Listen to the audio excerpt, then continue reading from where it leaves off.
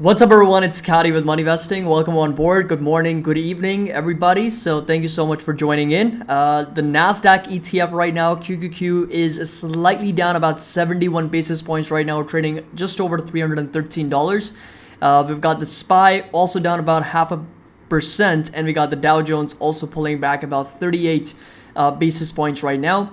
We do have the 10-year yields also selling off now under 2.6%, just down a little bit over 0.5%. And yes, Kevin, Joel's numbers come out in about an hour. So at 10 a.m. Eastern, we'll get the Joel's numbers. And other than that, we don't have any economic reports that are due for today, but we do have lots of earnings. So Uber reported earnings. They're up over 13% pre-market. Caterpillar reported earnings. I think they're down 3 to 4%. Pinterest from yesterday's earnings is up over 20%. I'll do a video on both Pinterest and Uber following up with this live stream, kind of going over their numbers, what they reported, and go over the technicals and the fundamentals and all that stuff. And then, of course, later today, after the markets close, we've got Advanced Micro Devices. I've done a video on them. PayPal is also reporting. I've done a video on them as well. Occidental, there's a video on Occidental, and SoFi, I did a video on SoFi yesterday as well, going over their numbers and their earnings estimates for today. So lots of earnings coming up later today after the bell. And perfect, great timing, right? The power just goes out. So we're going to have to make do with our emergency light over here, and hopefully it gets better. But anyway, so later this week, we've got Under Armour, Moderna, CVS Health, we've got Marathon Oil, and then, of course, some of the other companies like Alibaba, AMC, Block, Kellogg's, Crocs, Datadog, Fubo TV, Twilio, and the list goes on and on. So Joel's numbers are going to come out at 10 a.m. Eastern. We've also got the weekly crude oil stock and James Bullard also talking later at 6:45 p.m. Eastern. So Caterpillar stock fell 3.7% pre-market after its quarterly earnings beat forecast, but revenue was slightly short of consensus. And Caterpillar's sales were hurt by its exit from Russia as well as supply chain issues, but it also saw elevated costs during the quarter. Uber reported a quarterly loss of about $1.33 per share, including the impact of $1.7 billion headwind from a drop in value of its investments. And the ride-hailing company's revenue did come in better than expected, and it turned cash flow positive for the first time. Shares rallied over 10.8%. So that's where we are with Pinterest, up over 18.6%. So very strong move for Pinterest after Elliott Management taking another stake in Pinterest after the news came out that they're taking a stake in PayPal. So I think they're trying to force a merger between the two companies. As much as I've read about the situation, I think Elliott Management might be looking at a potential merger between PayPal and Pinterest and kind of reigniting some of those stocks we had last year. Then we've got Royal Caribbean, fell 1.2% in pre-market action after announced pricing of an upsized $1 billion debt offering. And the cruise line operator will use the proceeds to refinance existing convertible notes, so taking on more debt to pay off its previous debt. And then Uber reports another big loss, but beats on revenue, shares up 13%. Loss per share was $1.33. No comparable estimates, and then revenue came in at just a little bit over $8 billion versus $7.39 billion. That was the estimate. And the main sort of beats came in from their mobility numbers. So there are two primary ways they actually make money is mobility and Uber Eats, which is delivery. And the other one I think is Uber Freight, which I think they're now starting to kind of grow that business even more. But during the pandemic, of course, delivery was the main driver of the business. And now as we're seeing more and more reopening in the economy, mobility is kind of taking off, up 57% year over year to over 13.4 billion, and delivery was 13.9 billion, up 12% year over year. So Uber relied heavily on growth in its Eats delivery business during the pandemic, but its mobility segment surpassed Eats revenue in the first quarter as riders began to take on more trips. And the company reported adjusted EBITDA of $364 million, ahead of the $240 million and $270 million range that it provided in the first quarter, and gross bookings were $29.1 billion, up 33% year over year, and in line with the forecast of $28.5 billion to $29.5 billion. So going over some upgrades and downgrades here, BTIG downgraded Snowflake to neutral from buy. Morgan Stanley reiterates Tesla as overweight, and KeyBank reiterates Apple as overweight, and also raising a price target on Apple to $177. I did a video on Apple earlier going over everything that Tim Cook talked about and Luca Maestri, CFO and CEO, talked about in the earnings call. A little bit late, but again, kind of catching up to all the earnings calls. I did a video similar to that on Meta, on Amazon, of course, on Apple, and then other companies, Google and Microsoft, and some of those will be coming out later this week as I kind of wind up, catch up to all the earnings call and kind of my notes and everything. So those videos will come out. But Apple, again, reporting very, very strong quarter, strong numbers, strong demand coming in from iPhones, very, very nice switchers. In other words, people switching away from Androids over to the Apple ecosystem. That was at a record pace as well for the company. Services business is expected to slow down a little bit, but that's primarily because of digital advertising, and that's across the industry right now. That's what we're seeing. But overall, very strong growth coming in for Apple on a year-over-year and sequential basis. Pinterest got an upgrade to positive from neutral, and William Blair resumes Wayfair as outperform. Then we got Cowen downgrading Teladoc to market perform from outperform. And then, of course, this has been on the news and this has been very much talked about as Nancy Pelosi to visit Taiwan. Local media said, despite China warning, and they've said China's warned that its military would never, quote unquote, sit idly by if Pelosi were to visit Taiwan, the self-ruled island claimed by Beijing. So this obviously has stoked a lot of fear in the markets of a potential for, I don't know, some concerns in the markets, and of course from a geopolitical standpoint as well. So we'll see what comes out of this. I think she is making a trip in Asia. She's visited Singapore, Japan, some of those places. So I think Taiwan may or may not be on the list of places that she is going to visit. So there's no confirmed reports because Taiwan's foreign ministry said it has no comment on reports on Pelosi's travel plan and no further information to share with the media. So that's where we are with that. California declares a state of emergency over monkeypox outbreak following New York and Illinois. So I have very little understanding and knowledge of what this is and how serious it is or it is becoming. But apparently, California also declaring a public health emergency earlier Monday after New York declared state disaster emergency in response to the outbreak late Friday. And the U.S. has reported nearly 6,000 cases across 48 states. So that's crazy. I mean, that really escalated very quickly over the last couple of months here. In California, Illinois, New York, home to the nation's three largest cities, have reported 47% of all confirmed infections in the U.S. So that might be something serious and might be something we need to take. Obviously, the markets are going to be looking at the data here as well and what that leads into and what that means for the overall economy, and of course a lot of different things as well.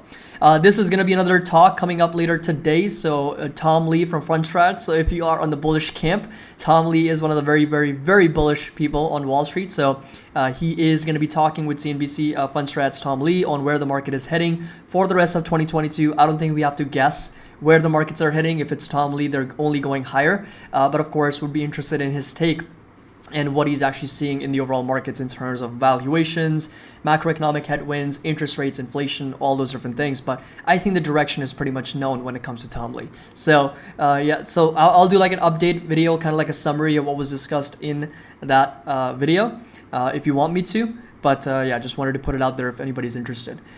So here this is where we are. SPY here down about 46 basis points. We got the Nasdaq QQQs down about 76 basis points, and we got the Dow slightly pulling back over 33 basis points. And then of course the 10-year yields just slightly down, although recovering very, very nicely here pre-market. They have been selling off quite a bit. Volatility kind of reclaiming over 24. So they're up over 5% here. Two back-to-back very strong days. Yesterday, volatility was up 7%. And then, of course, volatility is up over 5% right now. So, pushing higher. Keep a close eye on the VIX as well. And I shared a chart for our oil, crude oil, and then obviously it's been trading inside this downtrending channel, lower highs and lower lows. So keeping a close eye at $93, $94. And of course, if you do crack below that support, then the next one's going to be at 90 all the way down to this lower low, sitting roughly at $84, $85 a share, which would obviously be very, very good for the overall inflation picture as oil prices kind of move back down. Gas prices is going to sort of like inflation is going to ease up a little bit from that perspective. So, Oleg says Tom Lee's most subjective and truthful person. He uses the data, not fund manipulation. So yeah, I mean, I think he's been very bullish, obviously, and I think as every interview that I've actually watched for Tom Lee, he's obviously very, very optimistic. But yes, I do agree. I think he's very data oriented. He uses a lot of data. He cites a lot of different things that he's looking at the market. But the point is that the conclusion's almost always very, very bullish when it comes to Tom Lee. So anyway, make sure that you do vote. Right now, we've got 63% voting for a red day in the markets, about 25%, about 1/4 of you expecting the markets to be green, and about 12% expecting the markets to be flat here on the day. So S&P Global, yes, I think that's a great company. I think we just have to catch up to where or when the earnings are coming up. Let's see here, S&P Global. Okay, so they are down about almost 3% after reporting earnings. So it looks like they missed on both EPS and revenue. So they were pre-market today. Let me see here. Okay, so they're not on the list here. So okay, I'm surprised, but anyway, let's just take a quick look on what they reported, because S&P Global I do really like as a company, but obviously it needs to come down a little bit in terms of valuations before it becomes viable or investable, in my opinion, based on my estimates. But S&P Global reported earnings Tuesday, $2.81, down from $3.03. Analysts were expecting $2.93. Revenue came in at $2.99 billion, up from $2.11 same time last year. Analysts were expecting $3 billion. And S&P, which had paused its 2022 outlook in June, reintroduced a GAAP and non-GAAP pro forma adjusted guidance for 2022 reflected in the second quarter results. And the company is expecting non-GAAP pro forma adjusted diluted EPS of $11.35 to $11.55. Analysts were expecting $12.22. Revenue for full year is expected to increase more than 30%, the company said. So at $11.55, let's just take their mid guidance at $11.45, and the stock's trading at about $3.65. So 365 divided by 1145, we get to a PE multiple of 31, right? So 31, almost 32 times earnings on a forward basis is a little bit high for me personally, right? So a great company, I like it very much. Consistent revenue and earnings growth here, you can see that for yourself. Great balance sheet, great, everything checks all the boxes instead of the valuation, and obviously it needs to come down a lot lower for me to be very interested in the stock. So it's on the watch list, keeping a track of this, but obviously not a buyer at 365. Yeah, so that's where we are. And your energy is still higher on the year, still pushing up, still the big leader, up over 34%. Volatility is still up 37%. 10-year yields up 58%. Of course, crude oil prices and everything else is straight up down on the year. And this is where we are with the market, slightly pulling back here. So Robo, thoughts on Upstart? So Upstart, I've already done, I think, a couple of videos on them in the past. Right now, just kind of trading inside this downtrending channel. More or less, it's been consolidating sideways for the last couple of days. It's just been like back and forth. Lots of indecision. Seems like there is demand for Upstart here. At this support, roughly around here at this $20 to $23, $24 level. So lots of buyers present here for Upstart. But yeah, I only have a couple of puts that I've sold on Upstart. Strikes 20. Cost basis will be at $15 if assigned, and they do expire in January. So there's plenty of time left for those puts, and we'll keep a close eye. Earnings are coming up, but they've already guided for very, very low numbers. So I think it's already been adjusted for that, because we did see a drop on July 8th when Upstart was down almost 19-20%. So we'll see what the actual earnings are going to be like later this week, or actually next week is when they're going to report. So yeah, Uber is up 15%. Very, very strong rally coming in for Uber. Nice jump, trading as much as $28.25. Beat on revenue, but a miss on earnings. This is the overall pattern of just a lot of consolidation. Obviously Uber hit a resistance of $61 back in February of 21. Then it's been selling off all the way down to $19-20. So this is going to be that support, intermediate support, and right now we're starting to push back higher. And intraday resistance is going to be around here, exactly where the price is trading. At 28.37, 28.40 would be the level to watch as a resistance, considering that we have gotten validated as a support here in the past. Support, support, support. All support might act as a resistance here for Uber. And then let's go over to Palantir here. Palantir down about 1.3%, trading at just over 10.30, and this is the overall uptrend of higher highs and higher lows that it still is validating to some extent. But we've also got a little bit of a wedge formation for Palantir. So, that's something to keep in mind as well. Support level is going to stay put at 945, 950s. and then resistance all the way up to 1225 for Palantir.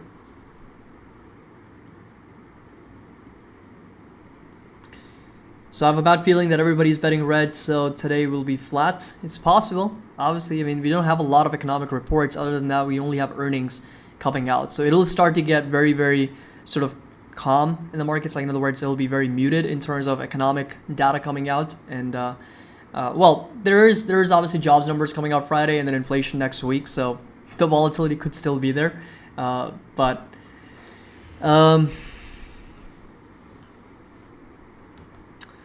So let's see here. So Arnold, did you buy AMD? Yes. No, AMD was up a lot yesterday. So how much was it up?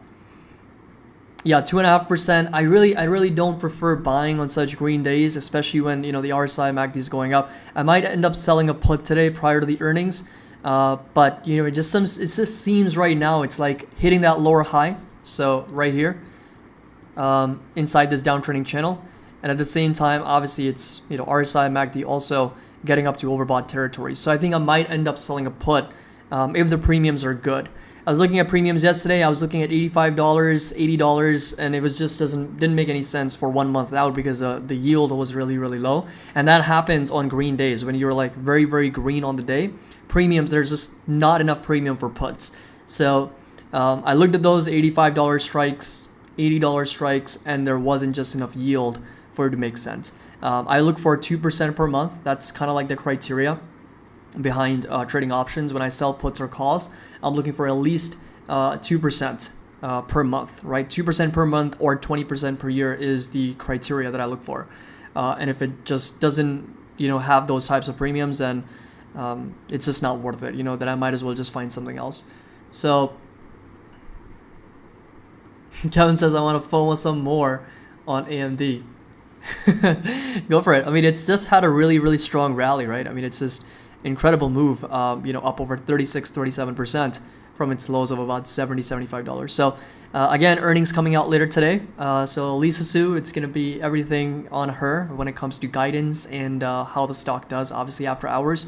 And if she can raise guidance, like I said, if she reiterates guidance, I think that's going to be okay. I think if she lowers guidance, then this is going to be more of a trend from like a semiconductor standpoint, like from the whole industry standpoint, because you don't expect a company like AMD, which is in high growth, to cut guidance. I think that would be a big signal for the overall chip market, semiconductor industry. But if she raises guidance, I think that would be a big catalyst from the company's standpoint, of course, from the stock standpoint as well. So we have discussed Uber, Richard. We talked about this. So Steve, hey Caddy, what's your thoughts on China threat and how it could affect the market? So I think it's more of a political topic. I'm really not an expert in those geopolitical discussions, so can't really have any say in that. But we did discuss, Nancy Pelosi's intention of possibly visiting Taiwan and meeting with the officials there, which China obviously has warned that its military would not, quote unquote, sit idly by. So whatever that means. But like I said, I'm not a geopolitical expert. I have very little understanding on what that might lead to or might, result in. So we're just gonna have to wait and see how this develops and, where she ends up today. I think today is a day where she might be visiting Taiwan if the reports are actually accurate. Anyway, so markets are open now. We got the S&P 500 opening down about 41 basis points, just a little bit over 4,100, so still above that psychological level. That's very good. And the NASDAQ here opening down about 66 basis points. And then we've got just a little bit under 12,300, and the Dow Jones is down about 150 basis points, 150 points, down about 0.5%, trading as low as 32,600. So if you open up our individual stocks here, let's see, we're going to have to reduce the number of charts. I think I'm just going to keep 4, so it's a lot easier for us.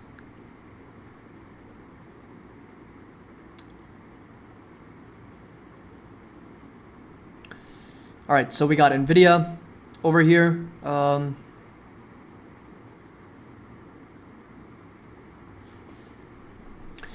So, Kadian, what is your, in your opinion, needs to happen to see markets see a tank yet another time in terms of nearest economic data, jobs, inflation, Fed rates? What is the scenario to see another leg down? I think, well, the scenario that I have in my mind, which could be like a really bad scenario, is if the recession becomes more of an official thing, and all the hiring freezes that we're seeing, the job layoffs, and companies not hiring anymore, that kind of manifesting into the unemployment numbers, and if that starts going up, I think the biggest challenge for the Fed would be a fight between its dual mandate. Right now, obviously they can raise rates because they've cited a very, very strong labor market, right? So the labor market's very good, very strong. We're going to get the new jobs report on Friday, but unemployment stays steady at 3.6, 3.5%. That's like a 50-year low. And of course, the U.S. economy is adding more and more jobs every single year. So that remains a very, very strong indicator that the U.S. economy can handle those rates. But if that no longer is the case, if over the coming months, if that does not happen and inflation doesn't come down by then the Fed obviously would be in a very tricky situation where they're kind of fighting against their dual mandate, right? On one hand, they're helping inflation. On one hand, they're helping unemployment. What would they need to do, right? That's the big dilemma there that the Fed would need to kind of, answer. And they've already mentioned that they will not hesitate because restoring price stability is their number one goal, number one priority. So they're willing to go the lengths that they need to bring inflation back down. And I think that's a big risk that I'm still, personally I'm still aware of, and I think that's still cautious about. Personally, I am. So we'll see. Obviously we'll see where unemployment is going to be and where inflation is going to be. I think those are going to be two very important numbers because again, the Fed, dual mandate, those are the two things that are important to the Fed. So, and even if the Fed has mentioned, Jerome Powell has mentioned that, okay, we're going to ease back a little bit on interest rate hikes, and the Fed funds futures also pricing in for maybe another 50 basis points and 25 in November, and then no hikes in December. Well, those projections can change very, very quickly, right? Obviously, the Fed can also change very, very quickly depending on the data. So obviously, they're ready to do more, they're ready to do less. It all depends on where inflation goes and where the jobs numbers are. So Tesla here, down about 0.5%, trying to recover a little bit from yesterday's. Yesterday we were trading as much as like $925 or something, right? $950. And obviously we calculated the fair value on Tesla based on our chat. So we obviously asked you guys, all of you, to tell me what the growth rate you believe is going to be appropriate for Tesla, what the price earnings multiple is going to be. And of course, the fair value came in at well over $1,400, $1,500. Props to the chat. And then of course, that obviously results in a lot of upside potential for Tesla according to those aggressive estimates. But Google here down about 22 basis points. We got PayPal pushing up 23, AMD slightly down, more or less flat, and then Nvidia also catching some bids at the open, still down about 83 basis points though. And then Meta here back up to 160, and then we got Amazon more or less flat, Apple more or less flat. So overall, I think the markets are very much here flat here, consolidating, with the Nasdaq only down about 38 basis points, S&P's down about 41. The Dow, however, is selling off quite a bit. So if you come over to the Dow Jones stocks, courtesy of Caterpillar reported earnings today, obviously selling off quite a bit, down about 4%. Then we got Boeing, Visa, Goldman Sachs, American Express, Intel continuing on that downfall even further. And then the stocks that are pushing higher within the Dow, Pfizer, then we got Merck, Johnson & Johnson, Amgen, Cisco, Travelers, Procter & Gamble, still pushing up here on the day. But Caterpillar obviously down over 4.5%. Very, very aggressive move to the downside. Volatility is up 4%. It was trading much higher, 24.5, but right now back under 24, still inside this red rectangle. So, keep a close eye at those levels, 23, 24, 25, some of those levels as it continues to kind of hover back and forth at those levels for the VIX.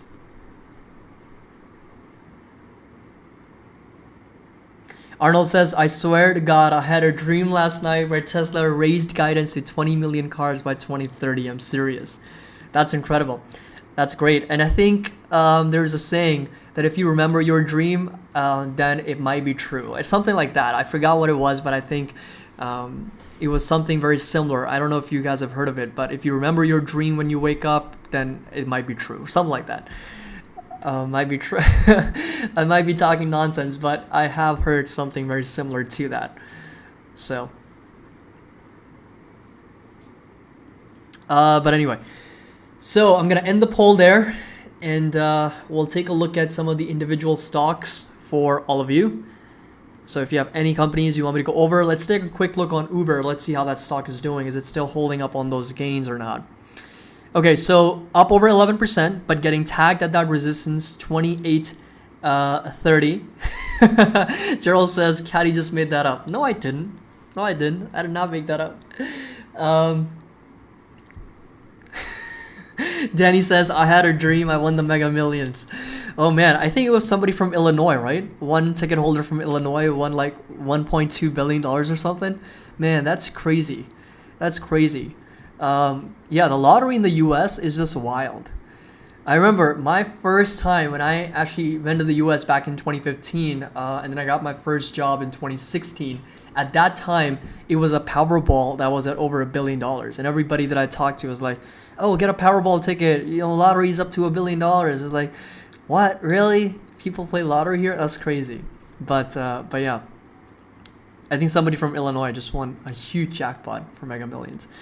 But anyway, 28.30 for Uber is going to be that resistance. That's going to be the level to watch. Right now, we do have a little bit of a gap to fill for Uber as well, all the way down here. So, you know, that we'll see if Uber comes down, fills that gap. But resistance 28.30, support all the way down to lows of about $19, $20. Sarum says, back after so long, mic still red. I will do a live stream when I'm unpacking or unboxing my green mics, so you'll never miss that. I will definitely do a live stream. I'll make, obviously it'll be a whole show for unboxing and kind of setting up the green mic and throwing this one out. But I feel like this one's not getting enough love though. Like it's given us some good rallies.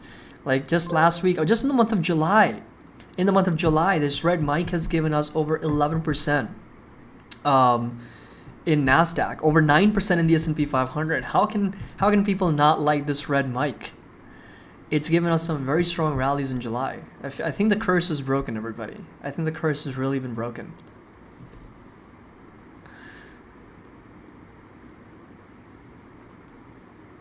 Victor says you can in fact download a software to that mic and change the color to anything you want.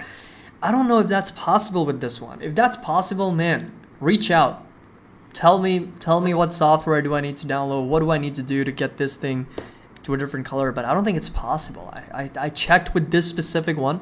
I think the red is the only one they give you. It's like you buy this, the markets are going down. That's up to you. Like that was even on the marketing. It was like you buy this, you're gonna crash the S&P 500. So I was like, okay, that sounds great deals coming.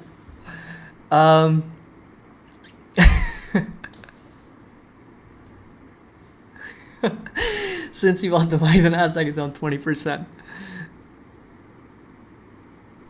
Unboxing Plus says I'm an unboxing channel. I can give you one mic. I have a few of them. That's great. Definitely reach out and we'll set something up. So. So guys, let's talk about InMode. Are you buying? What is your price that you would buy some more? What are your thoughts about the future of the stock company? So with InMode, I'm not particularly buying. I've sold a couple of covered calls that obviously are down because the stock price has been moving higher. So I don't know how it's doing today, but so more or less flat, trading at $34. It's had a very strong rally, obviously, right? So it's pushed up, 60%. From lows of about $21, $22. So I'm not really buying right now considering the RSI, overbought 72. MACD's been pushed up. And obviously the price has moved up as well. I've got a covered call at $40. Actually, couple of covered calls at $40. So another 18 to 20% rally. And I think that's my price target on InMode, that I would be very happily exiting my position on InMode at those prices. So that's a level that I'm really paying attention to. I think the company is solid in terms of revenue growth, earnings growth, and the balance sheet's great. And they've also mentioned that they're going to be buying back shares. So the growth rates are good. I think they reported some good numbers, beat on revenue, beat on earnings. What else can we ask for? Chente, we'll be buying Meta in the 150s. If it comes down to 150s, I would be very interested. But I've already got my position built. Would keep dollar cost averaging, obviously, but if it's at lower prices, so 150 or lower, I would love to dollar cost average in. But right now, looking at other opportunities as well, instead of just kind of buying one stock or two stocks. PayPal's view and expectation results. So I've actually done a video on PayPal, so make sure that you do check that out if you haven't already. PayPal also has had a very strong rally since the beginning of July, middle of July. It's pushed up over 29-30%. I've got a couple of covered calls on PayPal as well. Sold them, I think, last week for PayPal. So $89. This is a resistance right now for PayPal, and right now, obviously, we're starting to see a little bit of a breakout. So next resistance will be 93.50. So that right there is going to be that next level to watch as a resistance, and support level would be $88. So please buy more Tesla. I did buy Tesla in the 680s. Did not FOMO in yesterday. Well, thankfully I didn't, right? So yesterday we were talking about it. But yeah, I did buy in the 680s. Last time I bought was in the 680s for Tesla, around here. But obviously it's pushed up, quite a bit, 33% since then. But we already, there's no need for me to be a buyer for Tesla right now. Because of some other technical reasons. And that's what technical analysis really helps you with, right? It's not here to kind of predict prices and where they're going to go. Technical analysis is really, really useful for market participants for all time frames, right? Whether you're trading or you're investing long term, you really, if you understand technical analysis, it'll really help you get a good understanding on the risk and reward. That's all it is, right? How to mitigate your risk and how to maximize your reward and profit potential.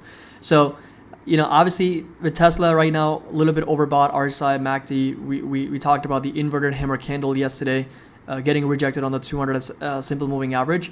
So in my view, the risk reward is not very favorable at these levels. But obviously if it does pull back down to that support, maybe at 790 or down to about $620, would be more appealing.